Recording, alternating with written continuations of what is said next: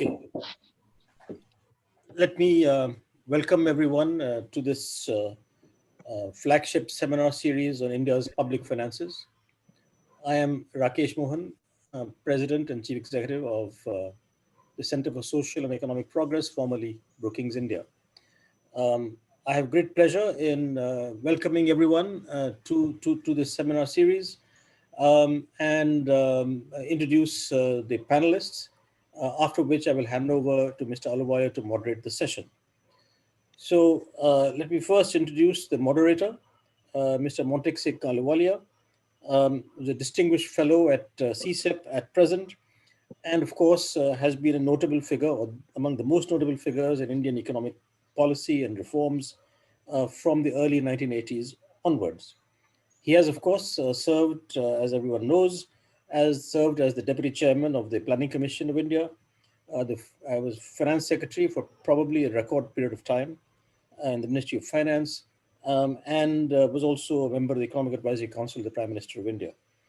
He has written extensively on various aspects of development economics and has also been honored by the government with the Padma Vibhushan, India's second highest award for public service. He was also the founding director of the Independent Evaluation Office of the IMF before he became Deputy Chairman of the Planning Commission. Today being part 2 of the series on India's public finances, the topic in this is Federalism and Human Capital, and the speaker is Mr. Anoop Singh. He's currently a distinguished fellow at CSEP and was a member of the 15th Finance Commission, whose report was submitted recently and tabled in Parliament along with the budget earlier in February. Prior to that, he had been in the International Monetary Fund for a long period of time during his professional career, and was director when he retired of the Asia Pacific Department, and prior to that, the Western Hemisphere Department. And in the early 80s, he was special advisor to the Governor Reserve Bank of India when Dr. Manmohan Singh was the governor. He has taught at Georgetown University in Washington, D.C. as an adjunct professor, and of course has written extensively on macroeconomic surveillance and crisis management. Over a long period of time, certainly since the mid-1980s, he led many of the IMF's programs in countries that needed resources for macro fiscal BOP crises. So he's very used to solving crises and also, of course, has deep knowledge of fiscal system, not just of India now, having been a member of the Finance Commission, but also many other countries, particularly, of course, more recently in Asia and earlier than that in Latin America. First discussant will be Yamini Aiyar. She is currently the President and Chief Executive, my counterpart at the Center for Policy Research. Her research interests span the fields of public finance, social policy, state capacity, federalism, governance, and study of contemporary politics in India, all the simple issues that we deal with on a regular basis. She has published widely on these issues in academic publications and in the popular press. Current policy engagements include member of the State Advisory Council, Government of Punjab, and as a member of the Lancet Commission on Reimagining Health Systems in India. She has double masters from Cambridge University, the UK, and from the London School of Economics. She was also the founder of the Accountability Initiative at the Center for Policy Research, which dealt particularly with elementary education, decentralization, and administrative reforms. So she's the absolute right person to be the first discussant on federalism and human capital today.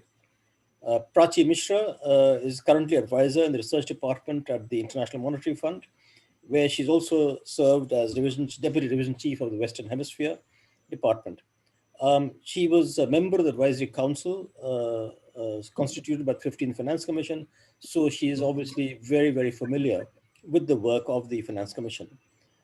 She also worked as Managing Director of Macro Research, Global Macro Research, and India Chief Economist at Goldman Sachs in recent years.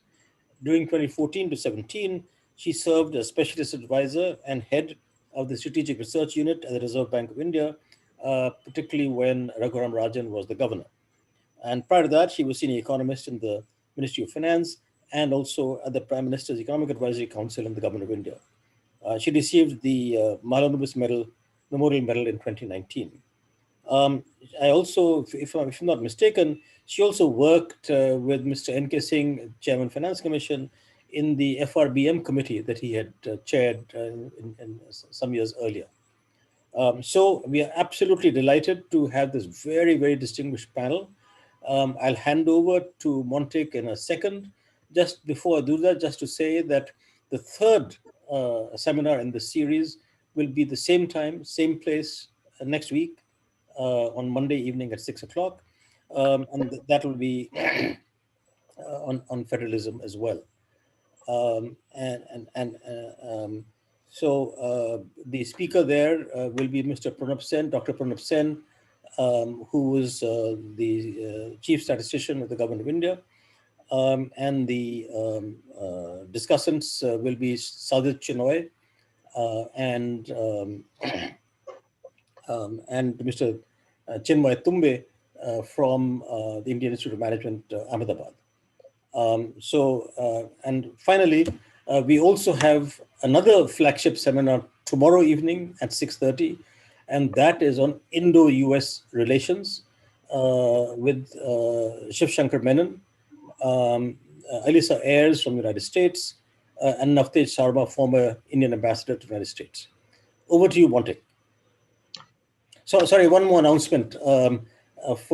Through the seminar, the audience, you can send in your questions to the Q&A tab in the Zoom in the Zoom dashboard, and they will then be picked up by the moderator at the end after the speakers have finished their interventions. Thank you, and Montek, over to you. Thank you. Thanks very much, Rakesh. A great pleasure being here. And thank you for inviting me to this very distinguished this discussion with very distinguished speakers and panelists. I think the best thing I can do is not to waste any more time and just go straight to the speaker. So let me invite Anoop to make his major presentation, and that will be followed by Yamini and then Prachi, and then we'll take it from there. So Anoop, over to you. Montek, thank you very much. I'm going to leave a few thoughts for the panelists and for you to talk about, but let me start by saying that, as you know, the Commission's report is titled The Finance Commission in COVID Times. So it has tried to focus on the health and education infrastructure vulnerabilities. And in many ways, it has tried to recognize that India needs to better leverage federalism to deal with these vulnerabilities.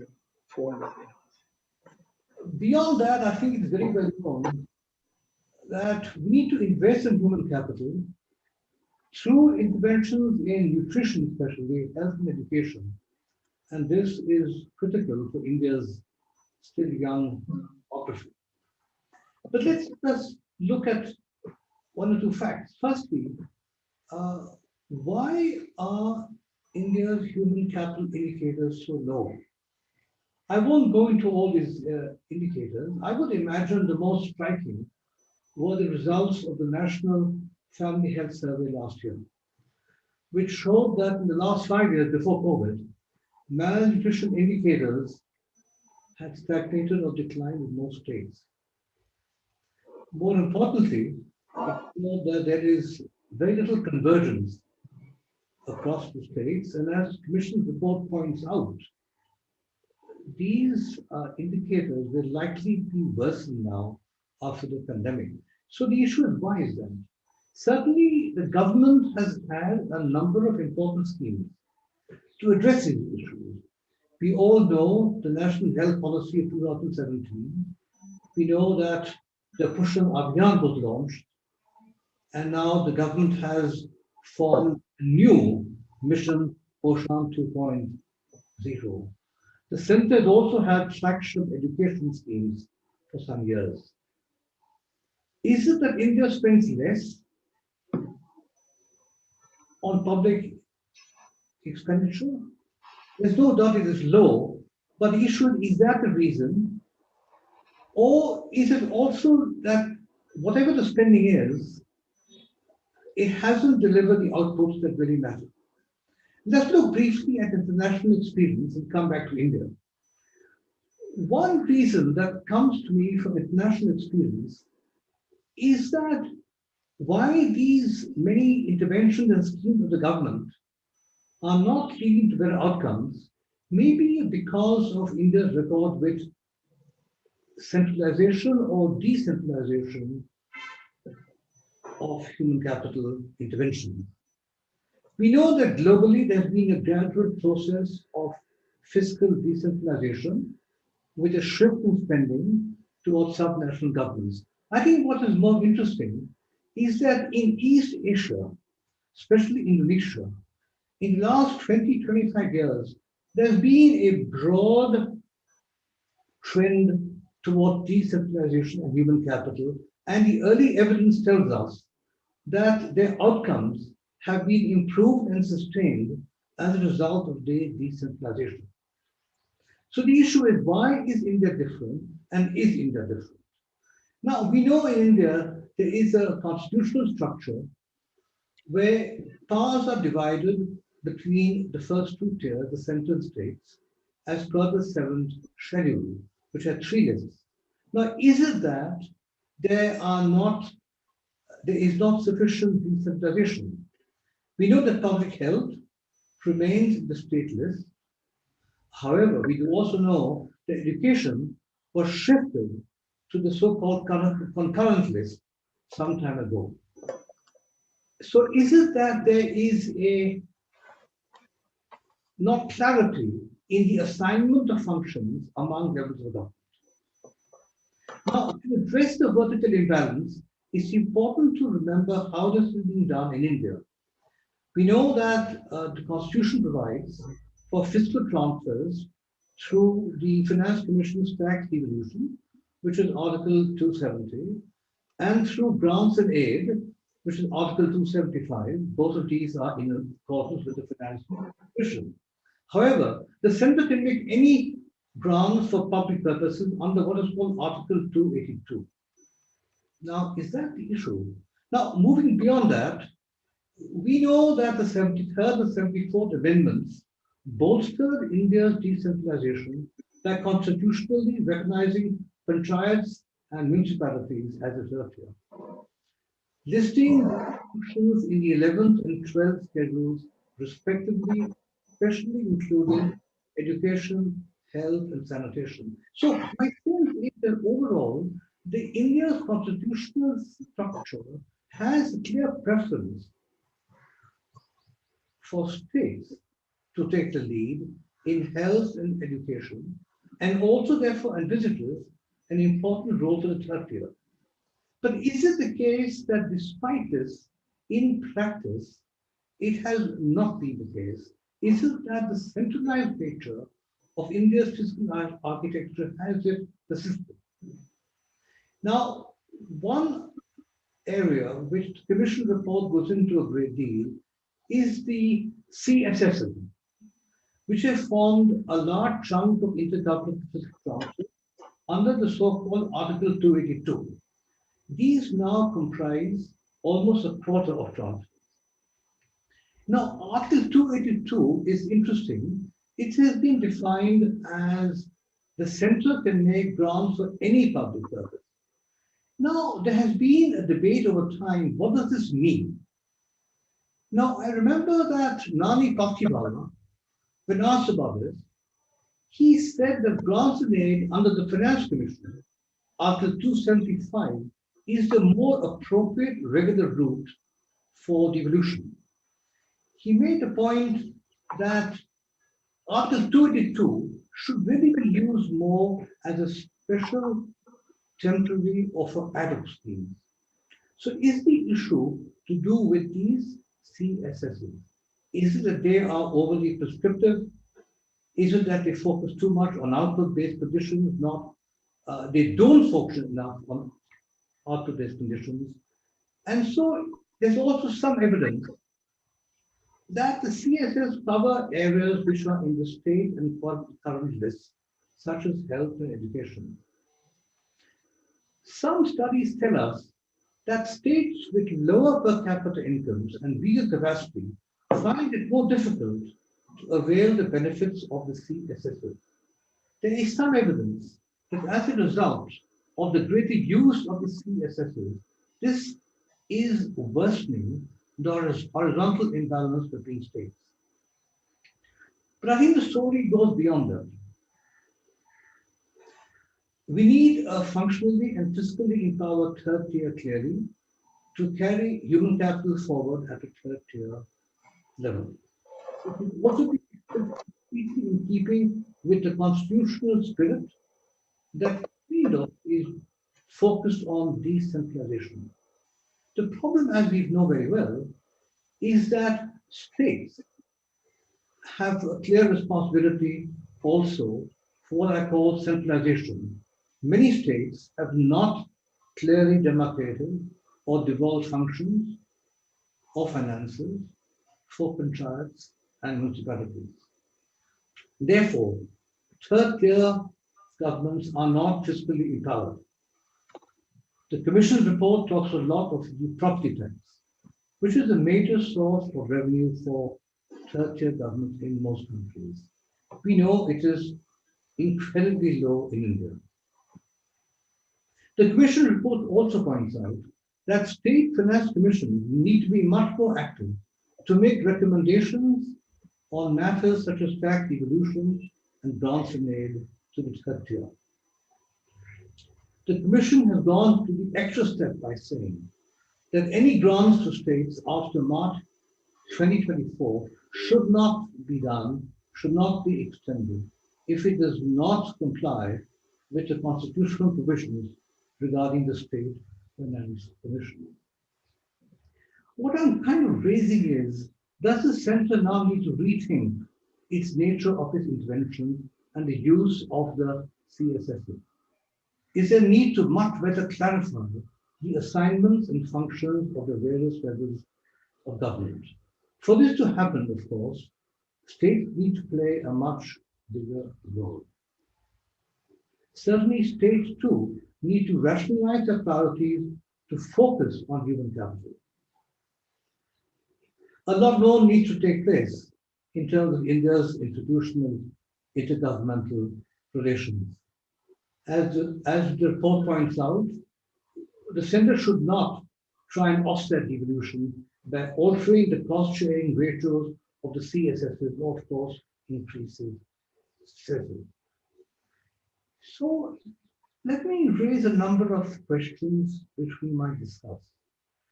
Is it that we need a constitutional amendment that will make it mandatory for all states to devolve the functions to panchayats and municipalities?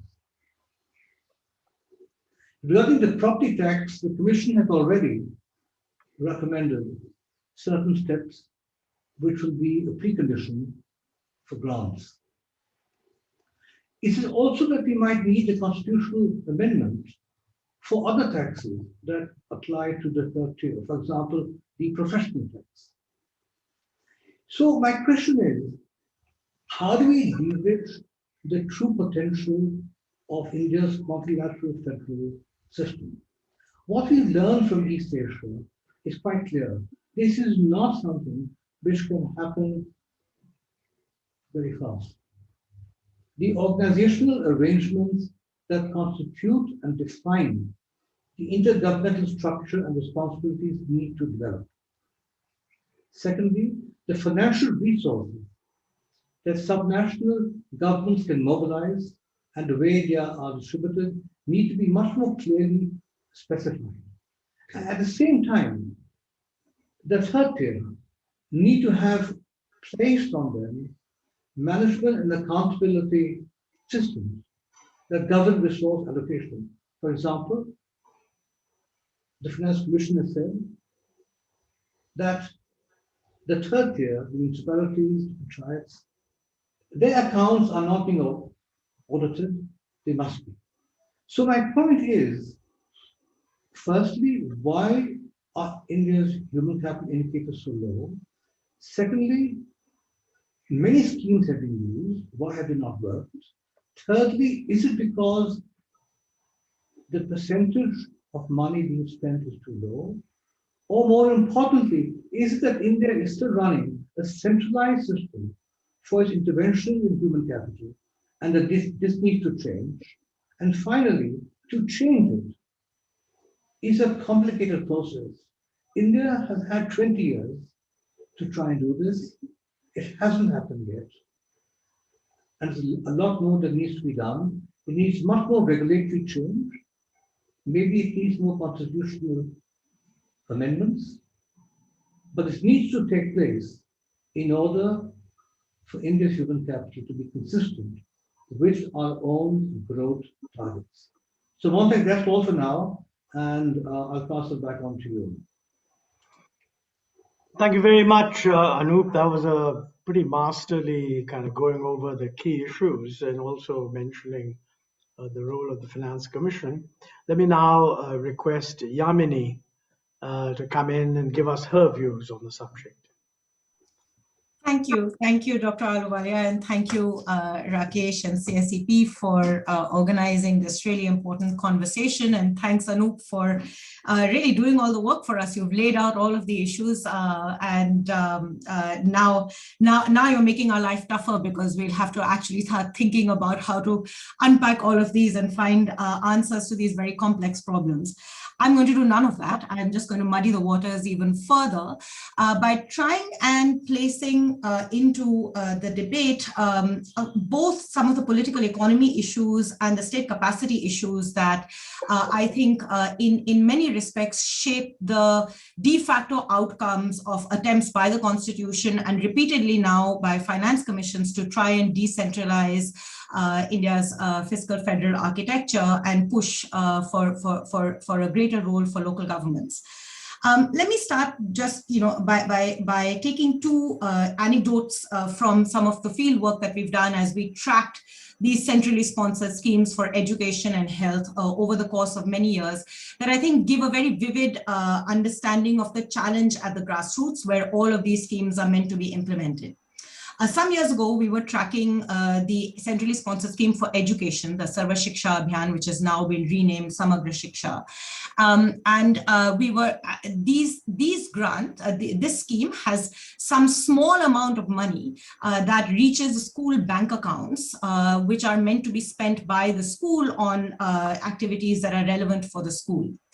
We found in one instance in the state of Bihar, there's an expenditure line item, this was some years ago, perhaps it doesn't exist anymore, called a buildingless school, i.e. schools that were still awaiting money to build their building, but were functional schools. These are government schools, they had students, they had teachers, there was a modicum of teaching happening under a tree and sometimes in rented buildings.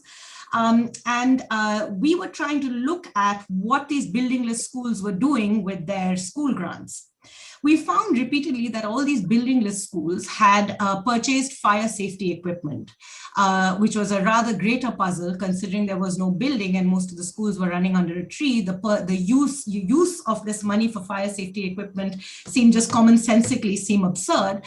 But as we tracked it back, it wasn't an issue of pure corruption, which was the first response we had. It was because the district had issued an order that all schools use their school grant money to purchase fire safety equipment because there had been a fire while a midday meal was being cooked somewhere in some other part of India. And that fire led to a government circular that was issued by the central government, by the ministry sitting in Delhi, which slowly made its way to Pune and Bihar and found its way into these buildingless schools, and money was spent on equipment that wasn't necessary. Perhaps some exchange of hands was done as well along the way.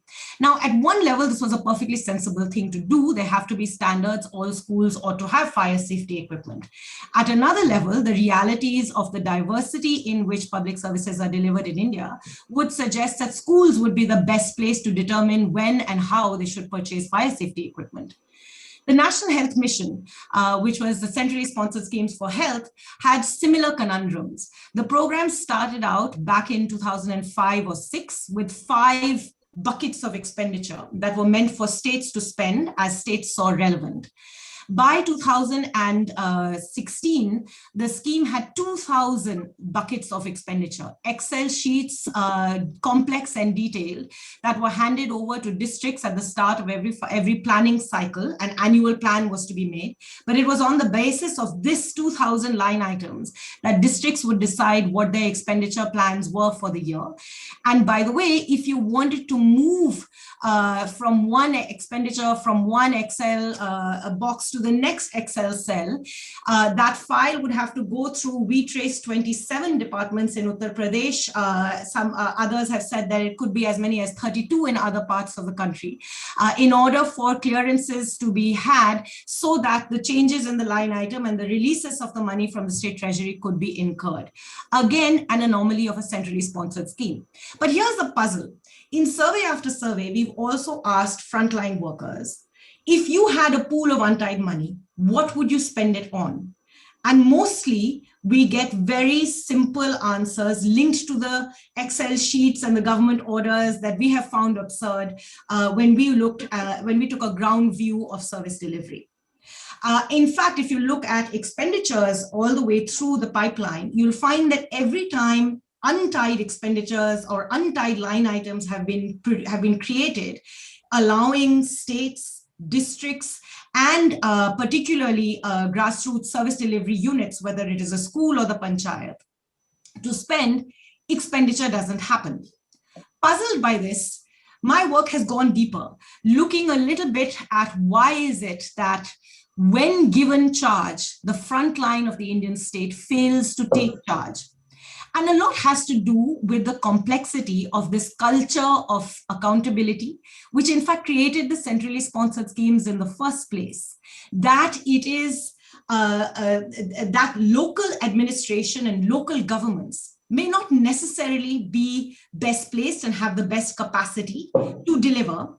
And therefore, delivery has to be done on the basis of clearly defined standards, procedures, now reaching the point of absurdity where there are manuals that will tell you how much you can pay the local sweeper in a school using your school grants. Because our administration operates in a culture where accountability is often confused for the act of accounting. The 2,000 line items in the National Health Mission came on account of a big scandal of corruption. And the only way in which our administration sought to resolve the problem of corruption was to tighten controls, curb discretion, and ensure that the top knew every step of the way how things were going all the way down, creating an administrative culture where the grassroots actually doesn't have the ability to administer from the point of view of providing a service. They administer from the point of view of the guidelines that they've been received. We found this when we've done time use surveys of frontline administrators. We found this when we've interviewed frontline administrators. They often refer to themselves as post officers who are moving paper, responding to circulars as they see them. They often refer to themselves as nothing but passive agents, cogs in a wheel, creating a culture of administration which is about responding to orders rather than responding to needs on the ground, thus creating, therefore, this vicious cycle in which central intervention is almost necessary in order for services to be delivered in ways that the center deems well.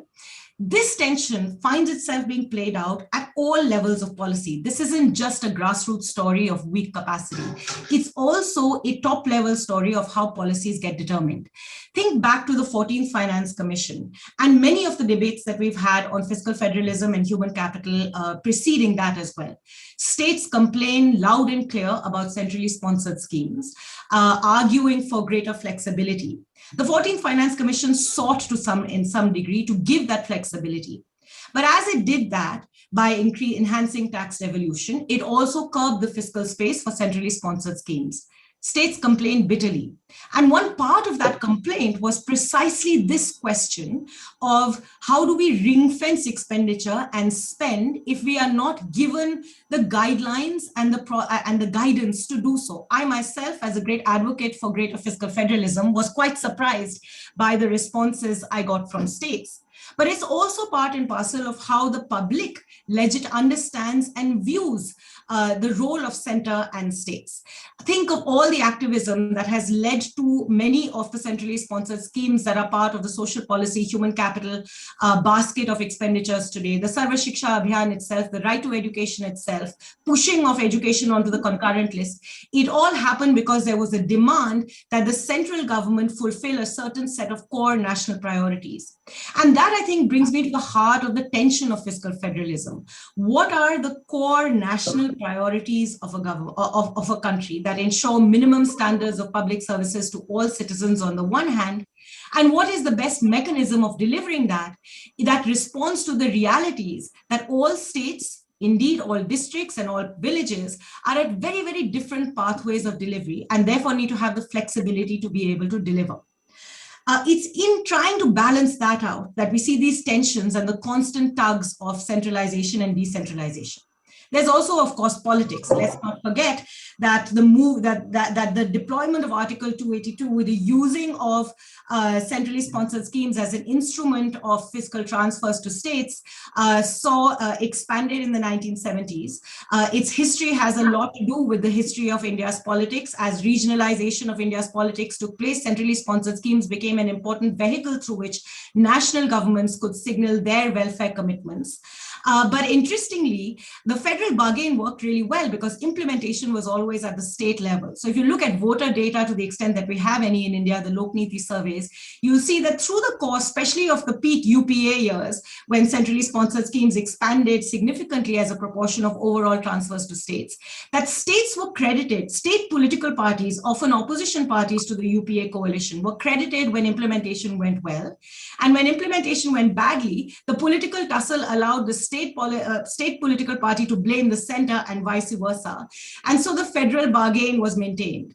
But as we've moved into a deeper, more single-party majority system over the last 6 years, and particularly in the 2019 election, centrally sponsored schemes, which, by the way, increased this as a proportion of total central expenditure, despite the 14th Finance Commission, funded in no small measure by CESs, in fact, saw direct attribution to the government in Delhi, and in fact, directly to the Prime Minister in 2019 election data. So the political incentive for central schemes is increasingly visible and will perhaps only increase as we go forward. How do we negotiate the politics that has led to the centralization that we see in the delivery of human capital? Lastly, I want to comment on this issue of decentralization, particularly to local governments. It reflects the tensions of what level of government should be responsible for what, and how does the central government incentivize and mobilize. The reality of every level of government likes decentralization as long as it's to their level is most visible in the complex relationship that state governments have with their local governments, both municipalities and panchayats. But the question I face, the question that puzzles me is, what's the best way to address this challenge? The Finance Commission has taken the view that the way to do this is through a carrot and stick approach, more stick than carrot, including the entry-level conditions that have been introduced with linked to the state finance commissions. But it isn't entirely clear to me that states will have the incentives to respond, and we've seen this repeatedly. Performance grants have not yielded the kinds of results that we would expect on first principles because of the realities of politics. In fact, usually when we've had these performance grants, they've tended to essentially be a stick in the hands of the state and central government to withhold fiscal transfers. What is that going to do to the future of local governments? Also, I think the bigger question, are local governments meant to be implementing agents of central and state governments? There, besides the State Finance Commission grants, there's a whole lot of other performance-related criteria that have been determined by the Finance Commission.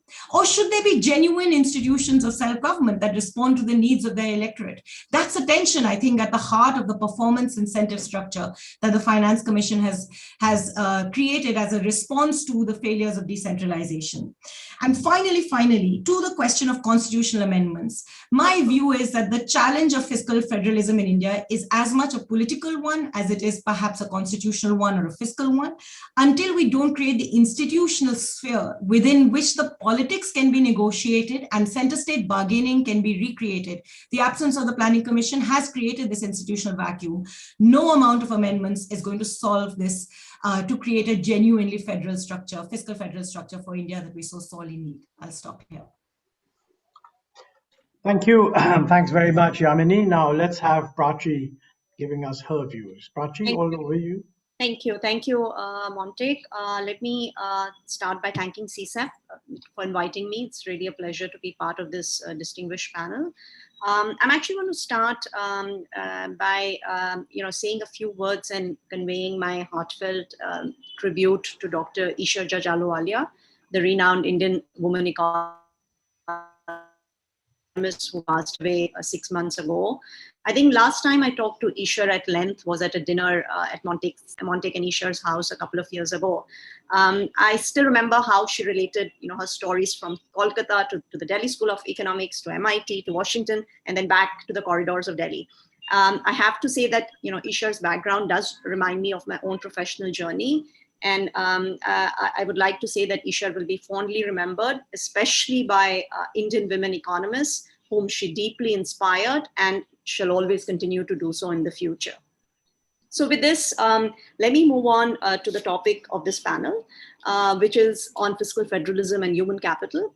And let me be clear that unlike Yamini, my expertise is more on the macroeconomic side. So I'm going to, I'm going to talk more from a macro view and how this, how this topic relates to macroeconomics. And in particular, I would like to talk about three things. One is convergence. The second is, some sectoral dimension in terms of industry versus services. And finally, again, the role of women in an international context in building human capital. I think theoretical argument for fiscal federalism and decentralization is basically that, that of economic efficiency. So local governments are better positioned than central government to deliver public services efficiently, since they are presumably much closer to the citizens, to their respective jurisdictions, and therefore they are more knowledgeable about both local preferences for the public good and cost conditions than a central government. And this is a I think it is in the global context, but I think in India this is particularly important given the heterogeneity in language, cultural differences, etc. I think one point to start here is has there really been convergence across Indian states? And are the states that have been lagging behind, are they catching up over time? And in practice, what has been the evidence so far? So what I did just before this panel is I did a very simple exercise. I basically collected data on per capita state GDP going back to the last couple of decades, and looked at lagged level of per capita income from 1990 till the mid to, or the late late last decade, till I could find the data. And I was pretty shocked to see that when I did the simple scatter plot, no fiddling or torturing the data, I basically saw a flat line. And then I started doing cuts of the data pre 1990, post 1990, post 2000, etc. I think my conclusion was that at best there's weak evidence of absolute convergence across states in India. And that, I think, raised the question in my mind is that, look, India is a federation, has broadly followed, principles of decentralization, of course, subject to a lot of caveats, which both Anoop and Yamini mentioned. But the question to ask ourselves is, what has fiscal federalism achieved so far, especially in a macroeconomic context? With this, let me move to the second part of my intervention, which is a little bit about the sectoral flavor. And here, I would like to refer to some work I did several years ago while I was working at the Ministry of Finance. And I looked at how India compares with China and some of the East Asian economies, not today, because today perhaps that comparison does not make sense. But how does India compare to these countries when they were at similar levels of development that India is currently? And again, I was surprised. If you look at share of employment in industry, it has actually been in line with China. And in fact, the dragon and the elephant had similar share of employment in industry at similar levels of development. What is very, very different is that, if you look at the share of value added in industry, what was extremely striking is that the share of value added in industry has been, distinctively flat in India. But the opposite is actually true for services sector. And in services sector, while the share of employment in services was actually relatively high when India took off, its growth has been comparatively slow. And at the same time, the share in value added has also continued to rise quickly. So bottom line, I think in the services sector, while the productivity has been high, the services sector is not creating as many jobs. The opposite problem, of industry. And if you think about it, some impediments to business creation, such as regulatory hurdles, access to funding, infrastructure, they are common between services and industry. But what stands out for the services sector is really the importance of education and skilling. And suitable higher end education is important, of course, for high-end services such as IT, software development, etc. But even for mid-level services such as retail, trade, hotels, restaurant services, they require adequate skilling of the labor force. And in particular, if we talk about tourism, again, I was looking at some data of international tourist arrivals. India in 2019, for example, got about 18 million tourists. If you compare it with China, it's 150 million tourists which China got in 2019. And if you compare it to France, it's more than 200 million. And this is inherently related to human capital in the services sector, which has implications for hygiene, cleanliness, generally the quality of services. So I think as far as I understand, and Montek would know way more about this, is there were schemes like formal apprenticeship programs of the government, which placed employers at the heart of education, and basically employers can play a powerful role in imparting job relevant skill and also retraining, preparing, upgradation of the labor force. I don't know where that is now and how much progress has been made. And also, the act and the rules governing these apprenticeships were also quite outdated and rigid, from the perspective of both employers and employees the last time I looked at it. So I'm not sure where this whole issue of apprenticeship, which is very key to addressing both quality and quantity issues in skill development, where is it now? And also the National Skill Development Mission, which had been started to address these issues. I think it would be good to get an update on these. With this, the last part of my intervention, again, I'll digress a little bit and talk about the role of women in human capital formation and in fiscal federalism. I think if you look at Indian women, they actually, and some of the research I've done with very micro data actually show that Indian women actually report better credit culture. They are less likely to default. On the other hand, truly distressing fact from the data is that the rates at which Indian women participate in the labor force has declined dramatically and consistently over the last few decades. And in fact, some estimates suggest that it's fallen to below 20% over the last several years. And in fact, there's research from the IMF which suggests that India stands out as having, the lowest female labor force participation if you compare to some of the peers in Asia. This is in sharp contrast to, say, Vietnam, where women's labor force participation outstrips not only regional peers but some of the advanced economies as well. And I think it's clear that for the country to develop and progress, I think women have to be actively engaged in the labor force, and this is a big challenge. I think fiscal federalism has a big role to play. That is, how to incentivize the states to actually skill and train their women. And in fact, the COVID-19, if anything, has actually highlighted, women's vulnerability even more. In a regular recession, men are hurt more. But if you look at actually the latest round of the PLFS, which just came out, you can see that, states with higher infection rates for women also reported higher female unemployment rates post-COVID. So female labor force, I think, remain vulnerable, and with a little shock can actually fall into poverty. So bottom line, let me conclude by saying, this whole issue of human capital and fiscal federalism, is it an issue of resources?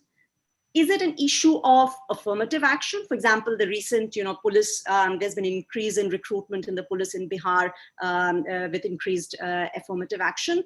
Or is it an issue of incentives? I think there have been some performance-linked grants, as Yamini mentioned as well, in the 15th Finance Commission. But it's more on, forestation and some of the other things, rather than very little on human capital, if my reading is correct. So I think in the end, I think it's a complex interaction of all these three resources. Incentives and probably some affirmative action, and one needs to tackle a combination of all three to be able to progress on this front. So let me stop here. Thank you. Thanks, Prachi, and thank you for mentioning Isha in this context. Very moving tribute from you. I think the panelists have now covered a very wide range of issues, and I think we should really get on to the questions. But I thought I might simply use a few minutes to focus on one or two things. One is that in the different streams of the discussion, one focus has been on what the Finance Commission can do. Now, the Finance Commission is actually the underpinning every 5 years of how we distribute resources between the center and the states. And I mean it, I think the key thing we, or anybody who's looking at this issue, needs to ask themselves is that the usual argument in favor of promoting federal decision making is that money should be transferred via the Finance Commission and not via things like the Planning Commission in the old days, simply because the Finance Commission gives unconditional transfers. I mean, the transfers could be very broadly directed at certain areas, but in the end, the maximum leeway rests, and how to use that stuff should rest with the states. Of course, the present Finance Commission has recommended grants that are linked to health and education. But my reading of the press note is that that's the part of the recommendations that have not actually been accepted as such. I think what the government has said, we're going to consider these things in the context of what we do in the centrally sponsored schemes. So clearly, rather than make it a Finance Commission type transfer, what they seem to have in mind is look at the centrally sponsored schemes. And I must say, I completely agree with what Yamini said, that frankly, on any indicator of flexibility, we should double the flexibility that exists at present. I do not believe that the central government adds any value by the complex conditions that it introduces. It simply creates new processes which waste time and delay things and so on. I'm not saying, by the way, that if the money were to go straight to the states, they would necessarily be well spent. But I don't believe the centrally sponsored scheme mechanism is adding any value. Now, linked to that is a political issue. Politically, I think Anoop mentioned this, that there are things that are in the realm of the state and there are things that are in the realm of the center. And I mean, in a way, logically, one would want to have a devolution of resources which supports the different responsibilities, since the center gets a lot more money than the states do, and the states have a lot of responsibility, especially in the areas where we now believe the government has a big role to play, health and education. So states must get some more money. But we need to consider, and this is not a constitutional issue, it's more a political issue. The parallel development here must be that politics must revolve at each level around those responsibilities. In other words, when state governments go to get elected, they should be going to get elected saying, look, don't blame me for the national highways and don't blame me for the railways and don't blame me for foreign policy or defense policy. That's all the job of the national government. And don't blame me for inflation either, because that's the job of macroeconomic management. But what I'm here for is law and order, police, quality of health, quality of education. Now, the truth of the matter is that's not the way politics is being done. I mean, politics at the state level has simply become a state level replication of national democratic competition. So, as long as the public, when they vote for a state government, are not actually voting on these things, and even if you look around the states, there are hardly any state of any party that is going to the polls saying we've done a wonderful job either on health or on education. The focus is that we've given a lot of freebies. So, I mean, this creates a tension that if resources are transferred in a fungible manner to the states, do you believe that they will be used in these areas, or are they likely to be absorbed in freebies? I don't know the answer to that question, and I think that's a question that I think we should pose. But anyway, I think with those very broad comments, let me invite comments from others. I think quite a few. You know, I think Vinod Thomas has sent some questions for Anoop. And Anoop, do you want to take those up now? Yes, sure. I haven't seen him yet, but please. They're in the, if you look at your Q&A, you'll see them. Okay. Right.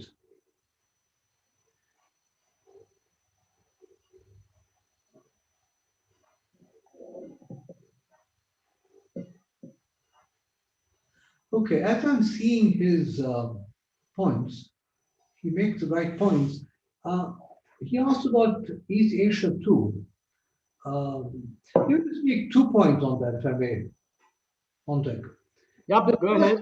The first is that, you know, India is obviously different and is large, but we need to look at what others have done. Now, the first thing I'll say is there probably hasn't been a country that has been as centralized as Indonesia was for 30, 40 years. Much more than India has ever been. Now, this began to change, as we know, 20 years ago, 97, 98, 99, and thereafter. They have apparently the big shift away to decentralize, to lower levels of government, and they have been focusing on health and education. Now, the jury is still out, but my own sense of what I've seen is that they are ahead of India already in terms of the percentage of spending that is done by local governments and also in terms of the authorities involved. That is number one. Number two, India has a big problem, perhaps because its states are so different. And so how do you live in a country where you have states with so different per capita incomes? But you know, there are countries like Vietnam and Cambodia that also have had huge differences between their own provinces. So my point is, India is different. But on the one hand, first, there are countries more centralized that are now moving ahead. And number two, there are countries whose provinces are as or more different as India's, and they are also managing to deal with the resource issue. So finally, my point is on the resource issue, no matter what we do in terms of the institutional arrangements, unless India raises its overall resources, this is very difficult to do. And we need to work on both at the same time. We need to work on how you spend it, how you report it, how you audit it. But all that becomes less important if you're not at the same time raising resources. Let me stop there. Thanks, Anoop. Yamini, were you signaling a desire to intervene at that point? Yes, no, just to very quickly say, I think I absolutely agree with Anoop that, look, we spend very little relative to how much we should, and it particularly in health more than education. There's absolutely no question that the overall resource pool has to be increased, but that's also linked to our tax GDP ratios. There is, but there is a very crucial political economy challenge here, in that because in the Indian context, the quality of public services has always been abysmal. We've also seen a consistent elite exit. We're seeing this we've seen this for health and education, and particularly 80% of health expenditure is out of pocket. Education movement into private sector has been remarkably faster than any other country. In fact, we probably see some coming back now because of COVID, but for the most part, movement in primary into private sector was going at a rate of about 30%. This has a lot to do with the fact that the basic social contract, that is the premise of taxation, had in fact broken, because the taxpayer doesn't actually believe that they will be getting quality public services as a consequence of paying tax. And in that context, you see this constant pushback from various interest groups every time attempts are made to expand the taxation pool. So I think that the two have to go together. We need to recognize that not only do we need to spend more, but to spend more, we need to tax better. And in order to do that, we also need to deal with the general disenchantment with the public system's capabilities of delivering. That has to do a lot with the politics. And I just wanted to add one caveat to Montek, what you said. No doubt, state politics is not geared in the direction of health and education, although that's changing in a very limited fashion. Delhi was at least able to shift the narrative a little bit. I don't think it won the election because of what it did on education, but there was some push there. But so is that of the center. The political economy for a national government, when they go to fight elections, also are all about gas cylinders, roads that were built, houses that were made through centrally sponsored schemes, and so on and so forth. So it's at both levels that the nature of politics is creating incentives for central government to encroach on states and for states not to push back hard. So there is this sort of there is no consensus, I think, ultimately, no political consensus on decentralization for India. It is a puzzle that in the coalition era, when we had so much decentralization of politics, everyone was more or less comfortable with a fairly centralized fiscal architecture for welfare, for instance, which is core to politics. Yeah, I think, seems to me, one of the interesting things which is actually lacking is an adequate analysis of the difference across states. I mean, not every state is identical. I mean, for example, we're often told, Amartya Sen and Jean Drèze popularized this greatly, that India's social indicators are even worse than Bangladesh in some areas. Now, sort of the implication being, since Bangladesh has lower per capita income, that's pretty bad performance on the part of India, although it could just as well be an exceptional performance on the part of Bangladesh. But the fact of the matter is that the very low indicators for India are dominantly a result of indicators in the north. I mean, if you look at the same indicators in the south, they're actually better than Bangladesh, as you would expect, since incomes are higher.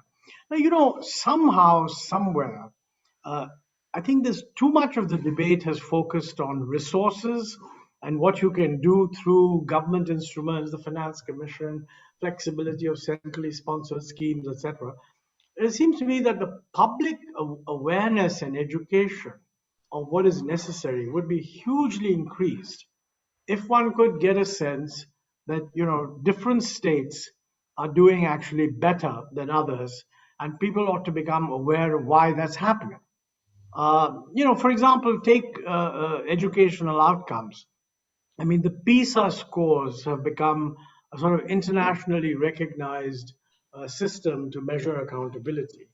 I think the last time that we participated, we came second last out of, 80 countries or something. And the initial reaction of the government, that was then the UPA, by the way, was that PISA scores are not, of the ministry, that PISA scores are culture biased, and we're not going to join it in future. I think that has been reversed, and we are going to join. Now, quite honestly, what I would like to see is each state actually joins the PISA program, so we see how do students differ across states in educational achievement. And I think we need a better awareness of that and a better projection of that, and a politics that then begins to recognize it. I mean, after all, the voter is not, it's not very clear to anyone whether the voter is actually expecting that the government should educate their kids better. I mean, those who don't have jobs look for reservations rather than a better quality of education. So, I mean, how do you handle this? I think one way of handling it, of course, is much better analysis across states and much better understanding that good governance, good government in different states leads to better outcomes. We haven't seen that at all. Montek, could I jump in for a second? Yeah, of course. So I completely agree with you that I don't think this is an issue of exclusively of resources, and there's been a lot of attention on resources. I think it's an issue of who is using the resources well, and that can be, that we can come to by looking at some of the indicators and how, for example, if you mentioned, comparing students across states and their PISA scores. So I think the idea is that, most of the grants, I think, Planning Commission or Finance Commission mostly focused on the needs of the states, if you are income distance or on other indicators. I think I don't see a solution to this problem other than through incentivizing the states and creating the right incentives. If I may say, there has been lip service to providing some incentives. For example, if I'm looking at, and Anoop may correct me if I'm wrong, if I'm looking at performance-linked grants in the 15th Finance Commission for health and education, or I'm looking at education for health is still higher. Education is 10,000 crores only. So I mean, what kind of incentives can these peanuts actually provide? So I think to me the bigger issue and the big question is has always been how to balance needs and performance. And I think successive finance commissions have done a little bit to address the performance issue, but it's really not enough, at least if I'm reading the numbers correctly. Yeah, thanks. And by the way, quite apart from the fact that that particular recommendation has not yet been accepted. So that recommendation would kind of imply that the government would have to give more money, and the amount is very small compared to the other grants. But I think what's being thought about is that it will be part of the way the centrally sponsored schemes are restructured. So that's an issue. Yes, Yamini, just very quickly on this one, just to I think at least in education, the experience with PISA, and now India is sort of doing PISA again in Chandigarh, and there's been a lot of focus on preparation for PISA. There has been a greater awareness of the importance of outcomes monitoring. There was a national assessment survey that was done at the district level, which was actually a really good step in the right direction. There are huge data quality issues that are being sorted out, but we are slowly heading in that direction. I think the challenges with outcome data is not so much putting this information in the public domain. It is much more about how the system is able to absorb this information, this data, and actually rework its approach to delivering services. This is about state capacity. It's about moving away from a culture where accountability is about the voucher, the utilization certificate, and accounting, and accountability rather to one where accountability is about the quality of service delivery. And that's not, unfortunately, going to come through performance incentives. Every time we have tried this performance-based financial incentives, you essentially end up in a situation where money does not get transferred for quite some time. And then eventually, during the Finance Commission grants, and eventually, just as you hit the 5-year period, either the money will lapse back to the treasury, or there'll be an opening up of the floodgates and money will go through. So I think that ultimately, the only way to resolve the implementation challenge and the accountability for outcomes challenge is not going to come through the fisc, it's going to come through state capacity changes, and that's where the focus will have to be. But it's not just state capacity, it's also kind of a political demand for the state to build that capacity. Right? Yeah, absolutely. I agree with that. I mean, I think, let me say that, since there's absolutely no question that we're not spending enough in either health or education, there's a very strong case for expanding the volume of expenditure, but I think we have to be aware that merely expanding the expenditure won't make such a huge difference. And so all those other issues of state capacity, design, etc., will come in, which is why, I mean, personally, I would be in favor of not having centrally sponsored schemes, but sort of having a kind of finance commission type education and or health related grant, and simply let the state, I mean, all you're doing is you're allocating it to the sector. That basically empowers whoever is the health minister or the health secretary in the state, and they have to come up with ways of doing it. And one can quite imagine that different states will do different things. I mean, some, for example, would go for a larger subsidy to private health insurance. Others might say, no, we want to build up a strong public health system and also a curative health system, district hospitals, etc. But leave the flexibility to the states. Don't kind of dictate it from the center. And I think that's a real choice which we need to think about. You know, many people have talked about constitutional changes, revisiting lists, and my own feeling is that, look, I mean, these constitutional changes don't drive anything. And I mean, if we get some stuff done which shows that it works, and you need to embed that in a constitutional change, then you have a greater basis for doing so. At the moment, we don't have any success stories, and talking about constitutional changes in the abstract, to my mind, is not really the right thing to do. But let me ask Anoop and Yamini and Prachi, what is your view on this?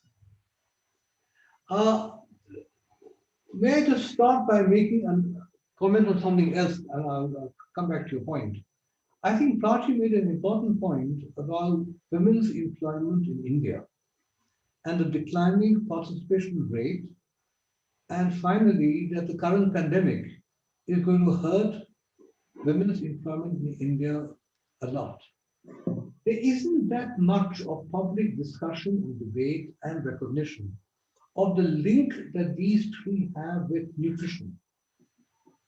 My point is, as Prachi has rightly said, if women's employment and the participation rate is not going to rise significantly over the next 5 years in India, it is not easy for me to understand how our nutrition performance is going to increase sufficiently in the next 5 years.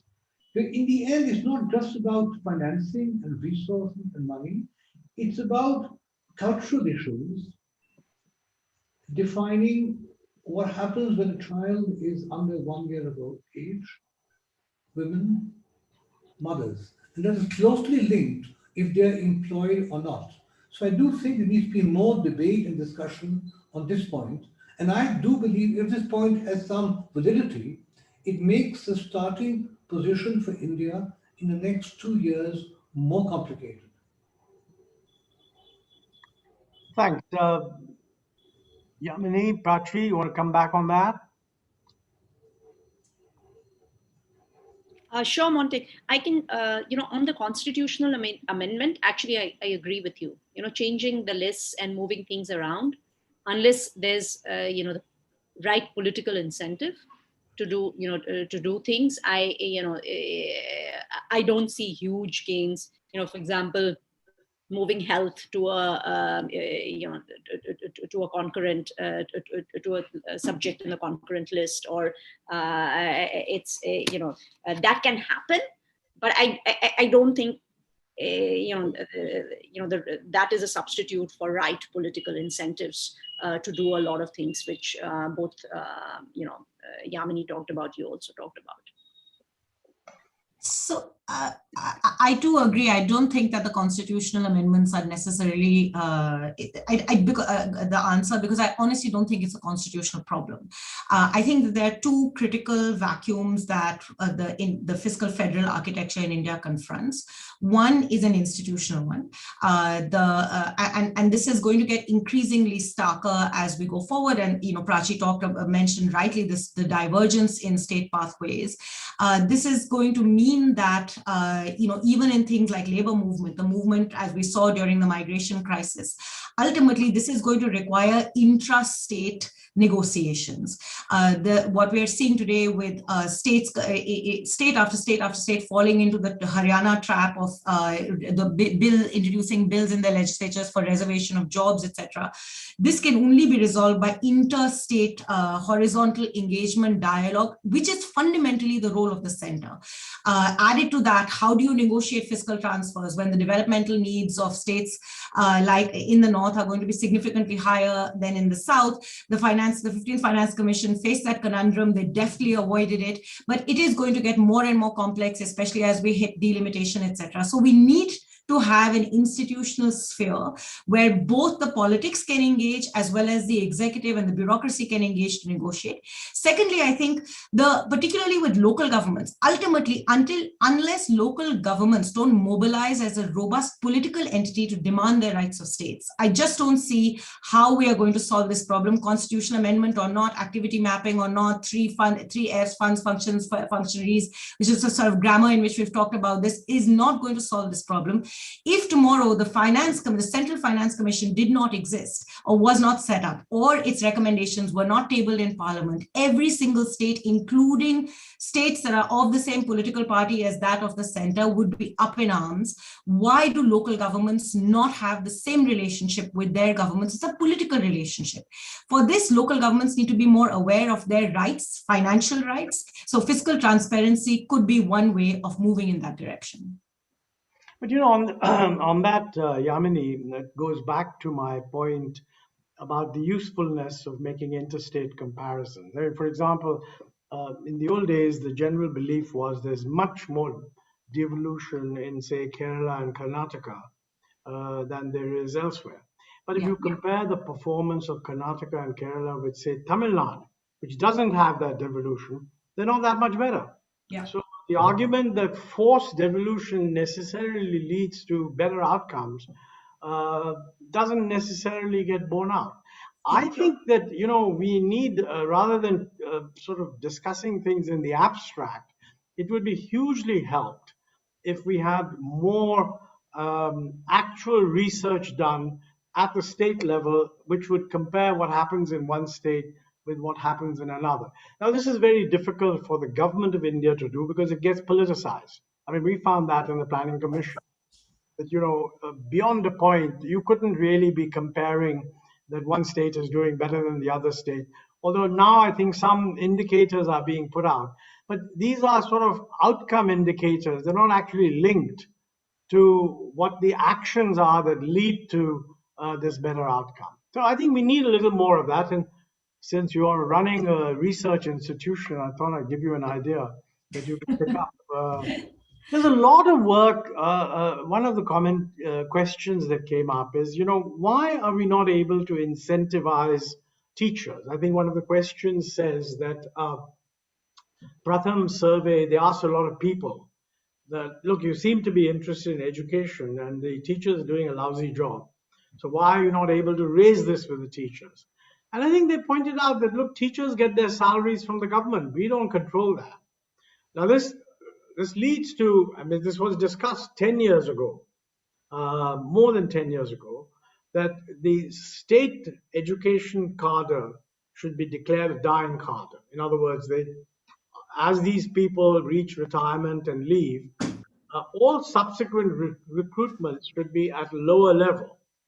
But there was very severe opposition to that. I mean, the idea was that if you start doing recruitment of teachers at, say, the district or even the village level, innumerable types of biases, especially caste biases, would determine the outcome, and that you would not necessarily produce a better situation.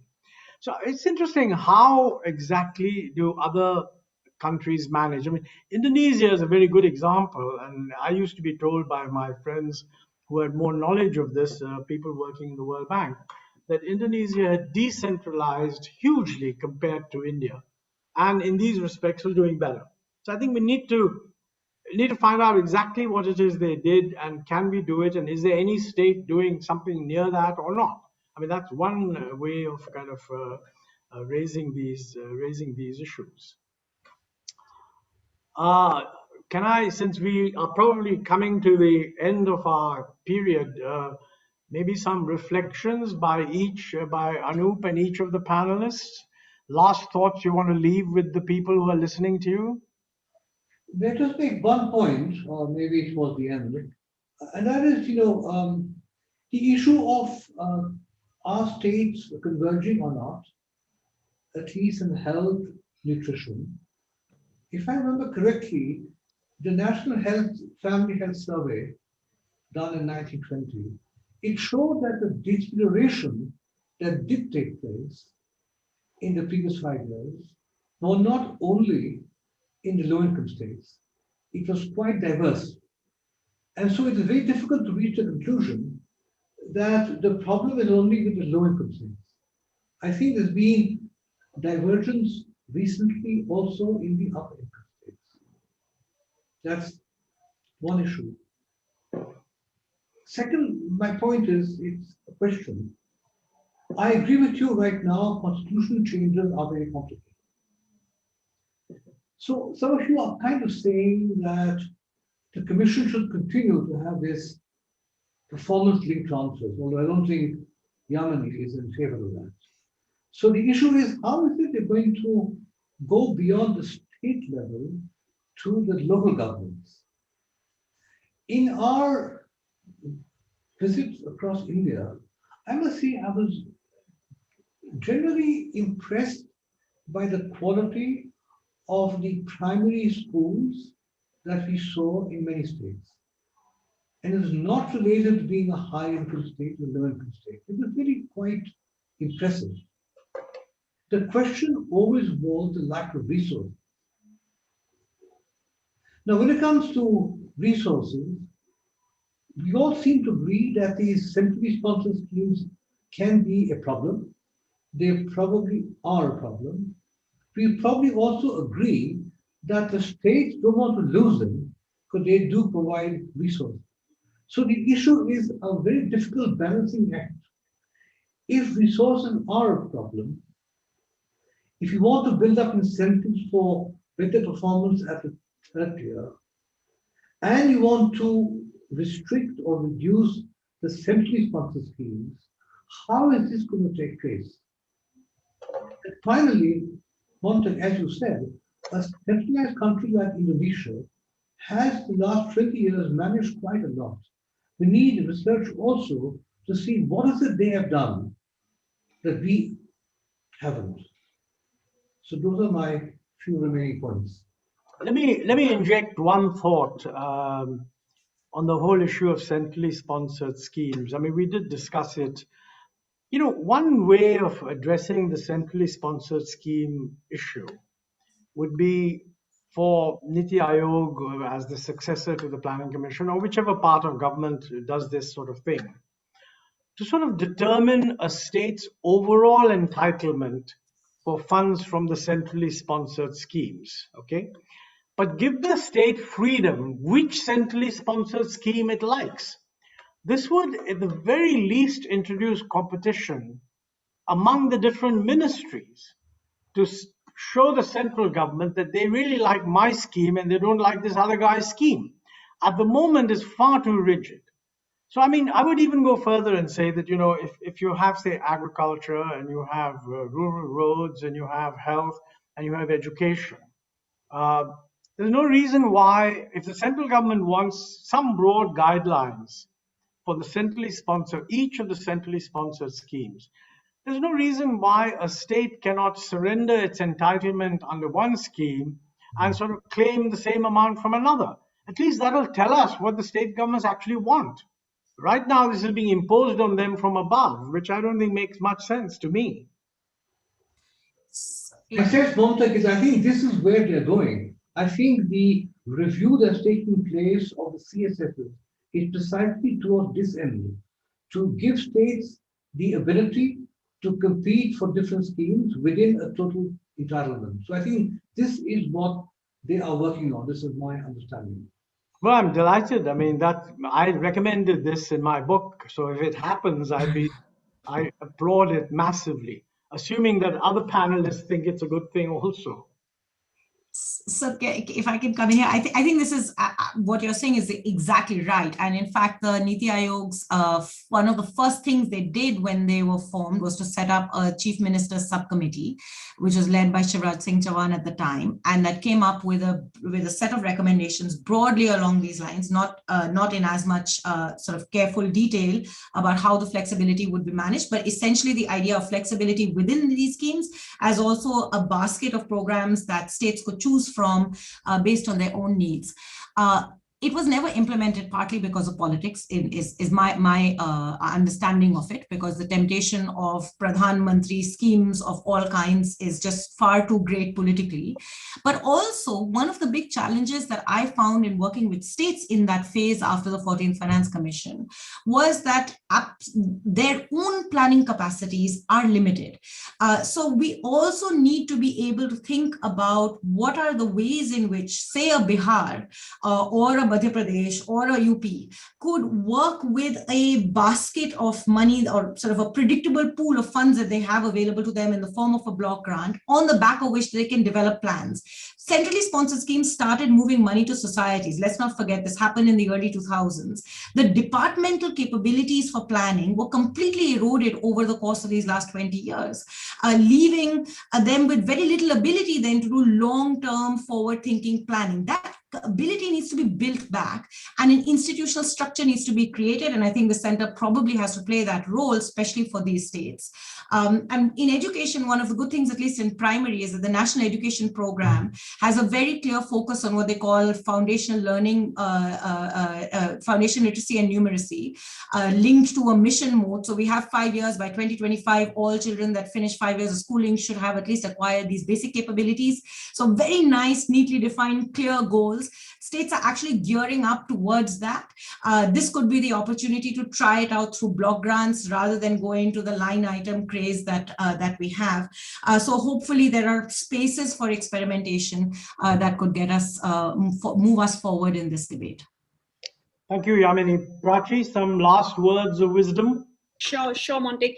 It's been a great discussion. I just want to say that, if anything, COVID has actually increased the importance of everything we've discussed. I think most of the discussion has been, probably we would have had this discussion even pre-COVID.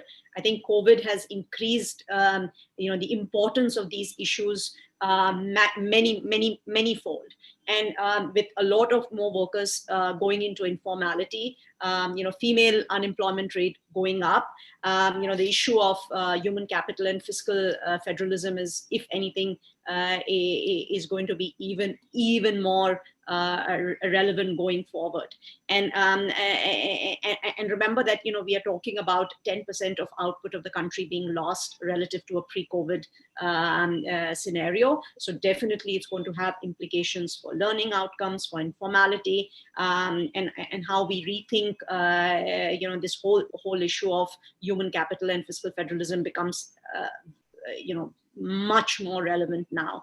I think, as I said, I would, I perhaps disagree a little bit with Yamini. I think whenever we are allocating money, it has to balance needs and performance. If institutions are weak, you can allocate resources, but those resources are going to be frittered away. I think we've done some lip service to it, but it has to be done at a much larger scale, to make sure that at least whatever we are allocating is being used efficiently. Let me stop here. Thank you, Prachi. And let me, on behalf of all the panel, on behalf of CSEP and our audience, let me thank Anoop and the two panelists for an excellent discussion. And thank you, Rakesh, for inviting us to put on this show. With those